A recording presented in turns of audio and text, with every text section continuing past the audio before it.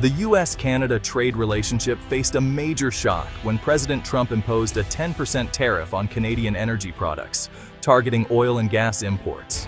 This move followed the abrupt suspension of trade talks, triggered by a critical Canadian ad, and signaled a new, confrontational era in North American relations.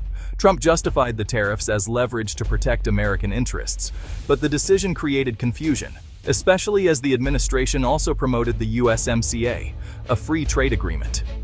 Canadian leaders, including Ontario Premier Doug Ford, called for de-escalation, warning that the tariffs threatened economic stability. The US is Canada's largest export market, and the new tariffs, combined with earlier duties on steel and aluminum, put significant pressure on Canada's economy. Businesses on both sides of the border faced uncertainty as the policy environment became unpredictable and contradictory. The decision to target a close ally with tariffs marked a sharp departure from traditional US foreign policy. It left both countries questioning the long-term consequences for their deeply intertwined economies. The stage was set for a turbulent chapter in US-Canada trade. The tariffs quickly hit American households and businesses, driving up prices for goods like appliances and cars. Manufacturers relying on Canadian steel and aluminum faced higher costs, forcing them to either absorb losses or raise prices. The automotive sector, with its cross-border supply chains, was especially vulnerable, threatening jobs and increasing car prices. Small businesses, too, felt the squeeze as costs rippled through the supply chain. The uncertainty from stalled trade talks made long-term planning nearly impossible.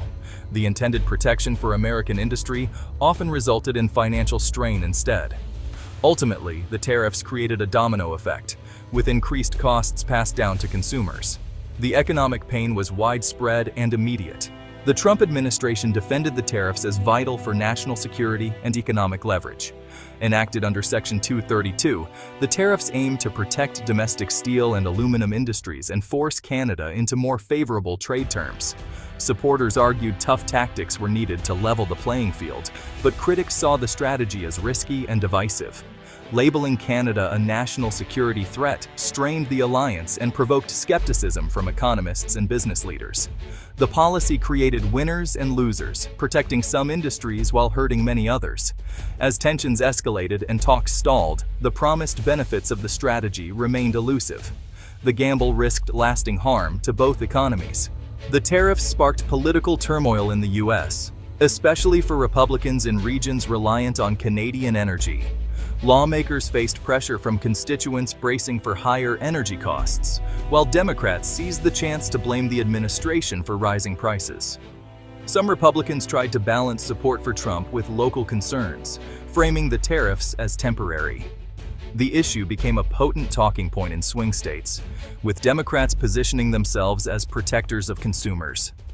Republicans argued the pain was necessary for better trade deals, but the immediate threat of higher costs was hard to ignore.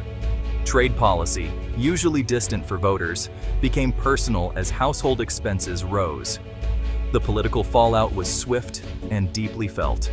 The tariffs hit hardest in the Midwest and New England, regions dependent on Canadian energy.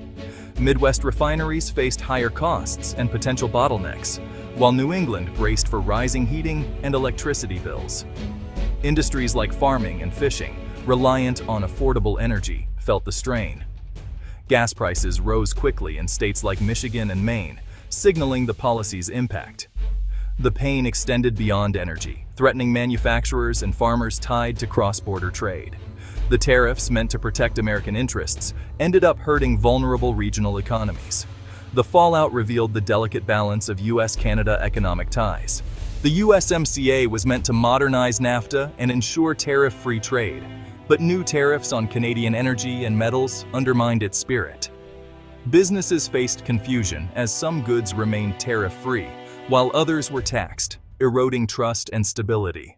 The ongoing disputes cast doubt on the future of North American cooperation, especially with the USMCA's review clause looming.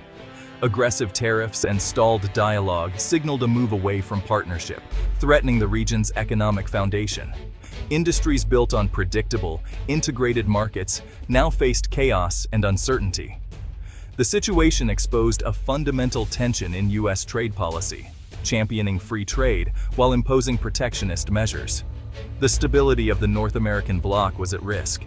The trade dispute highlighted the deep economic interdependence between the U.S. and Canada. America relies on Canada for vital goods, especially energy. U.S. refineries are designed for Canadian crude. Tariffs on Canadian oil threatened America's own energy security, raising prices and volatility. Beyond energy, industries like automotive depend on seamless cross-border supply chains. Disrupting these ties hurts both nations, undermining jobs and competitiveness. The attempt to use tariffs as leverage backfired, creating uncertainty and regional pain. True prosperity comes from cooperation, not conflict, with Canada as a key partner. The lesson was clear. America's strength lies in collaboration with its closest ally.